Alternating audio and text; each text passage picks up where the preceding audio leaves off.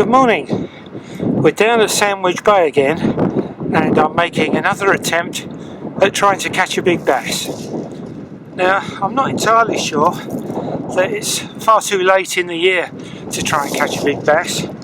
I mean, all the conventional wisdom is that as soon as Christmas comes, that's it.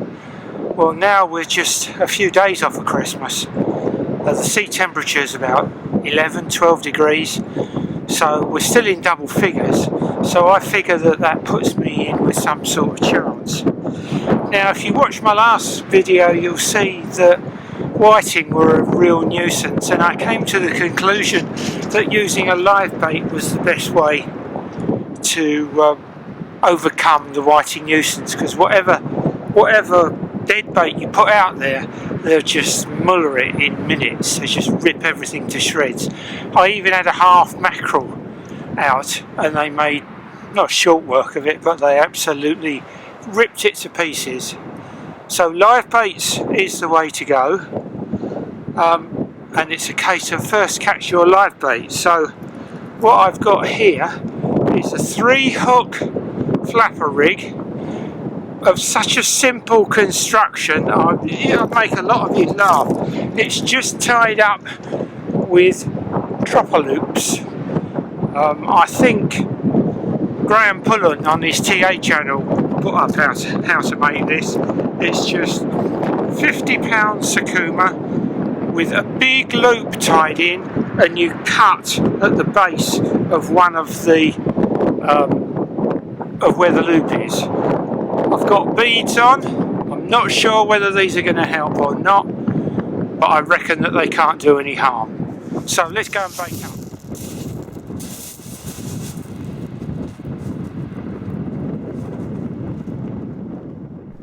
So mackerel is the bait of choice today.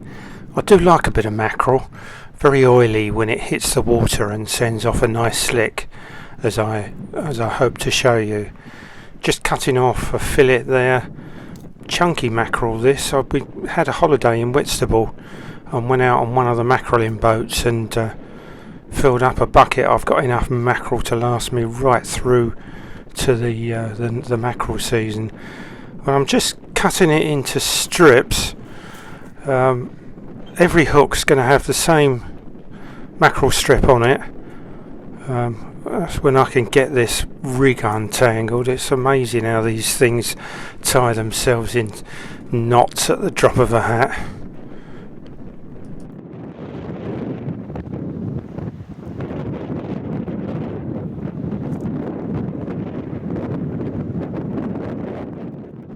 So just threading it through, not using any elasticated thread or anything to hold it on.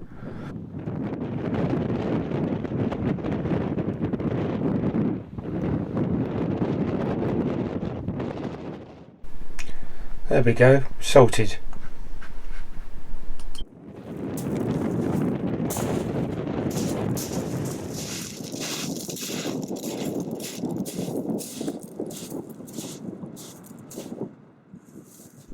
Yeah, this is actually the third rod I'm using, and it's a carp rod.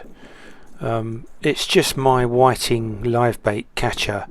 It's not a what you might call a conventional carp rod. It's the Spodden marker that's rated at about £4. Because it can cast a fully loaded spod out, it's well capable of the 5 ounces I've got. It won't cast 100 yards or anything, but it's enough to get the rig out there and reel in whiting.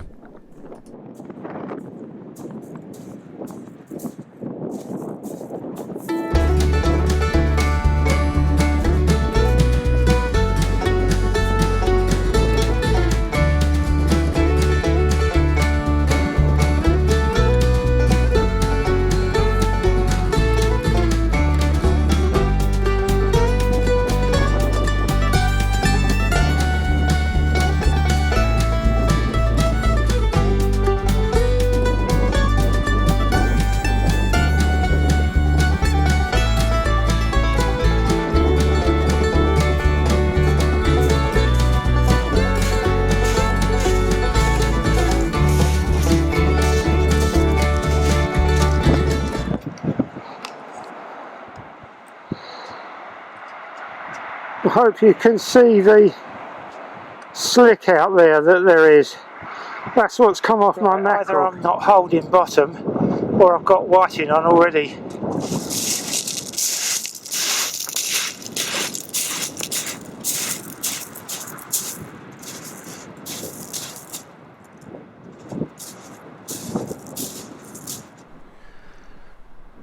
Just holding the rod, waiting to see if I can feel the fish on the end.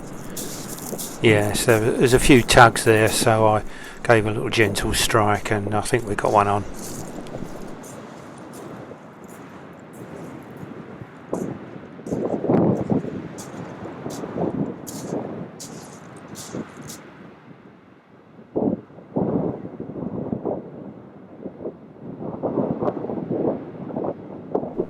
Actually, this little spod rod would make a good bass rod.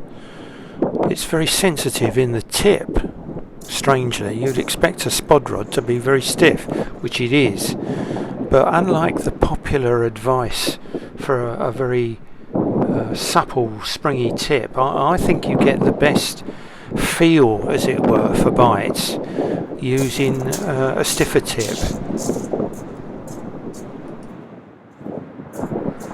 I'm definitely going to use it in the summer when the weather warms up. Perhaps put a seat down by the water's edge and fish a whole squid or mackerel fillet and feel for the bites.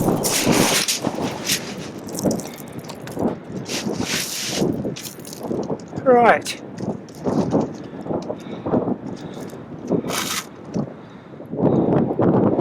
Absolutely perfect size live bait. I'll get him on. Live bait rig. I've got a very short rig body. This is made out of 60-pound grease weasel and it's about 2 foot long. I've got a swivel that's running on the line and there's a link to my weight, so it's a running link ledger. Then I've got 2.5, 3 foot of snood, which is 40-pound, to a size 1 treble hook. I don't know if you can see that.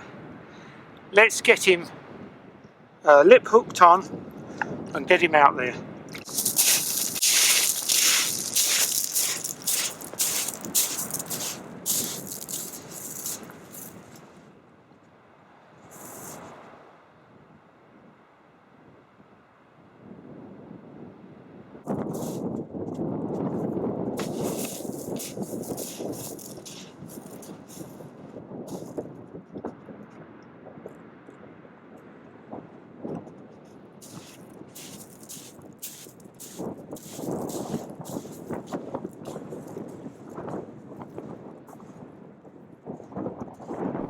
Always a bit of a job to know how far to cast these things out.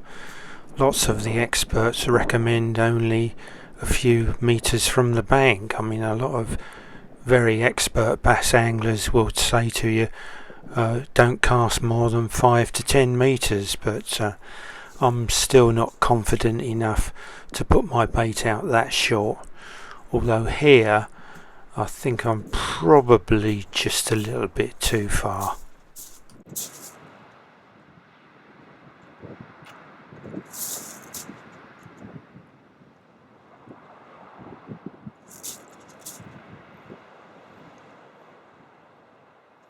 Making the usual adjustments to the clutch of the reel. Make sure if I do get a savage take, a bass isn't going to pull the rod into the drink. Oh, I wish.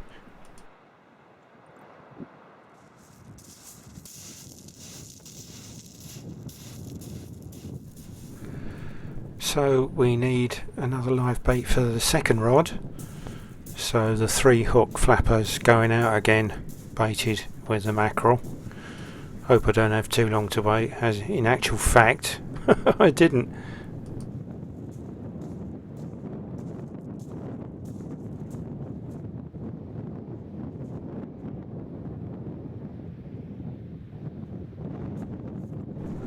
I showed last time on the last video I did that the whiting will come right up to the beach It never ceases to amaze me just how close to the shoreline whiting will come and feed and take a bait. Again, you can see the slick out there caused by the mackerel oil floating up, and I'm sure this has a really good attractive quality to it.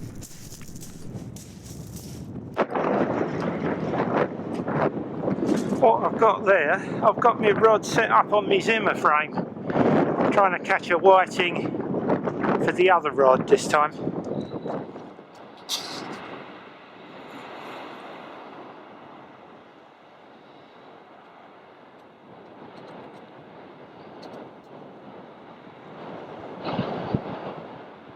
Come on, whiting.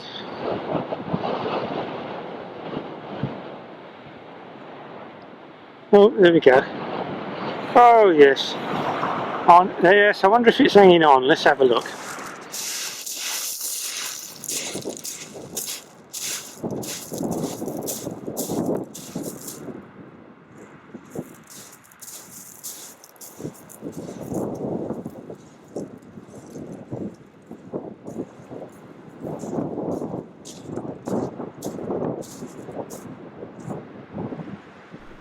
So out with the second live bait rod, slightly to the right. I always think when you've got two baits out after the same species, you're doubling your chances. Whether or not that applies, I don't know, but it just gives me a bit of confidence. And as you know, in fishing, confidence is everything.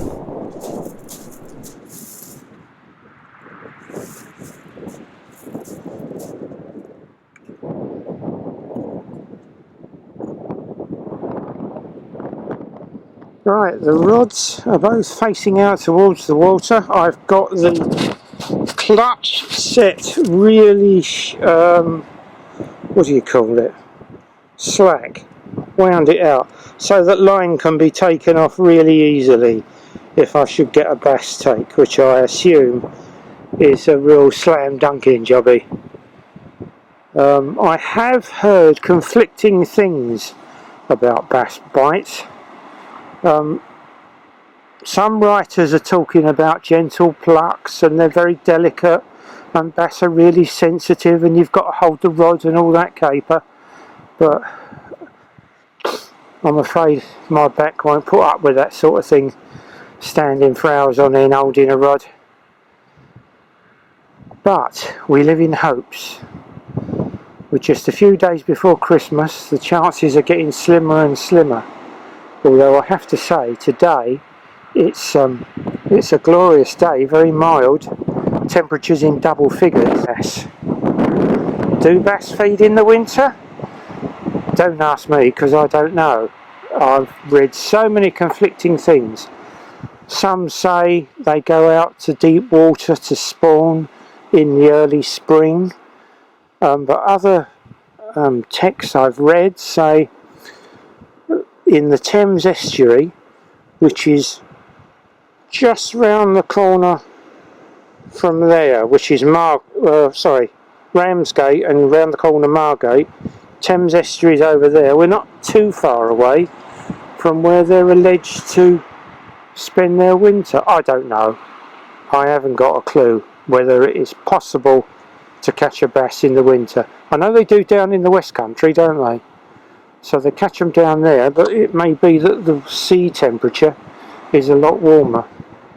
Anyway, enough of me waffling.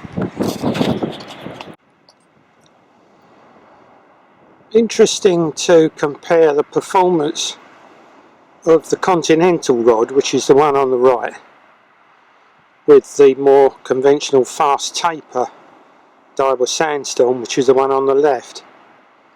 The swell has far more effect on the Conti rod than it does on the Daiwa. You'll probably get a better sense of that if I move round to the side. Hang on. There we go. See, the swells pull in the fine tip of the Conti rod but the sandstorm isn't moving at all. I know which one I'll get if I ever change the continental rod. I'd get another type of sandstorm. I think I'll try and catch some more tings for the bucket.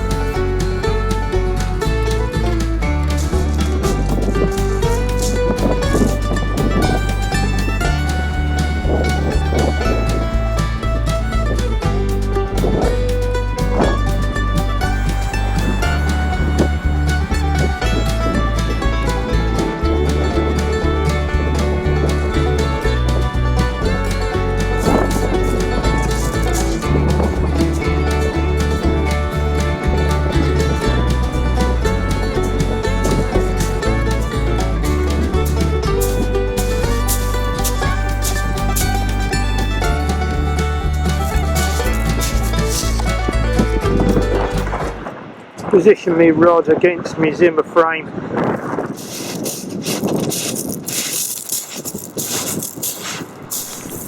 So it's another whiting bite, just going down to reel it in. The only thing that does put me off this sort of integrated process of catching whiting while you're waiting for a bass bite is that while you're down by the water's edge reeling in a whiting, you might get a take to one of the bass rods and you're in no position to do anything about it, but there we go.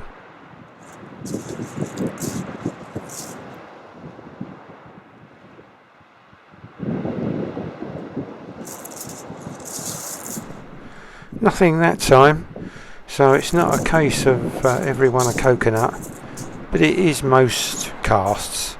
There's so many whiting out there, it's unbelievable.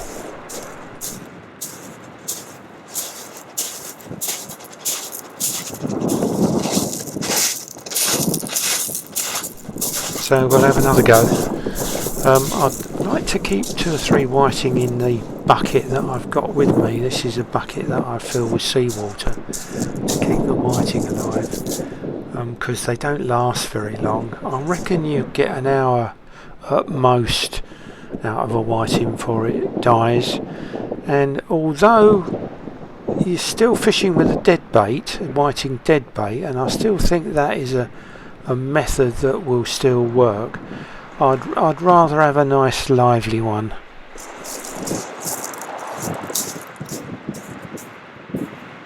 Alright, let's have another go. It's jumping again.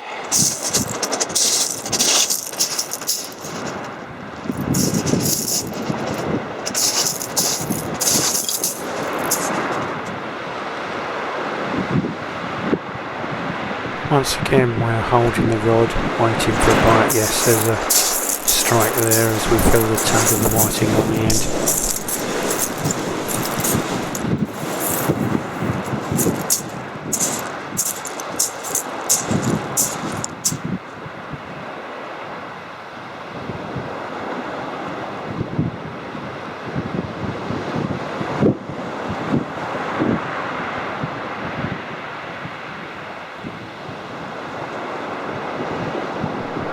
And once again we've got a blank. I do wonder about this holding the rod waiting for a bite.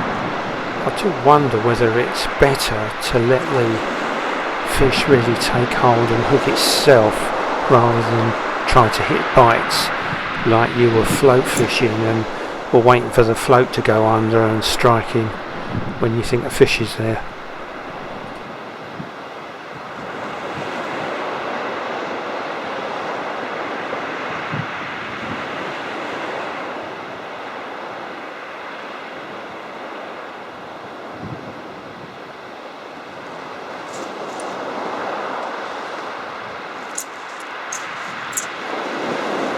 Anyway, bait seems okay, so it's out with the rod again.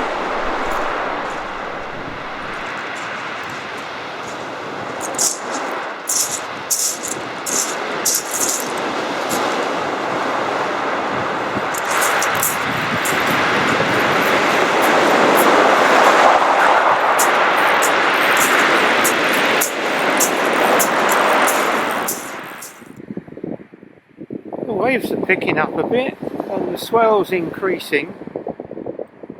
I think they would say this looks better conditions. The winds start to increase. I think they did give it picking up. Well, fingers crossed, with the sun start to go down, let's hope it encourages the bass to feed. As we get further on towards the evening, the wind's really starting to pick up now, and it's getting impossible to keep that horrible wind noise off of the recording.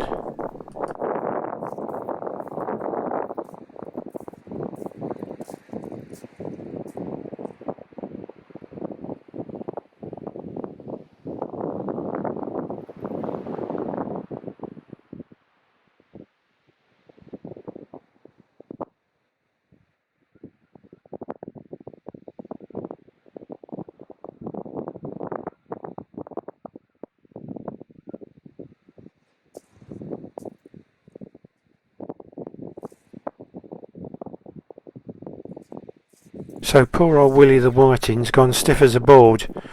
Not surprisingly, he'd been out there over an hour and a half, it's getting on for 2 hours. So I think what we'll have to do is change the rig a bit and put him out as a dead bait. Tide's on the ebb now. Only another hour or so till we lose sunlight. But I've got a pass to stay on after dark. What about that then? Let's see whether the darkness can produce a bass for me. There's the 3-hook flapper with the beads on. I wonder if they made any difference. I mean, I've certainly got a very quick response from the Whiting, so I think I shall use that again. So I stopped on after dark for an hour or so, and the wind got up and the waves started crashing in a bit. It looked really quite bassy actually, but nothing happened on either of the 2 live bait rods, and I packed up and called it a day. I'm thinking actually I'm calling it a year now. I don't think I should be able to get out before New Year now, and if I do, I'm not sure whether it will be after bass. Is it futile to entertain catching bass while the temperature's so cold? Who knows? But if you like these videos, subscribe and like and all that stuff, and I'll see you next time.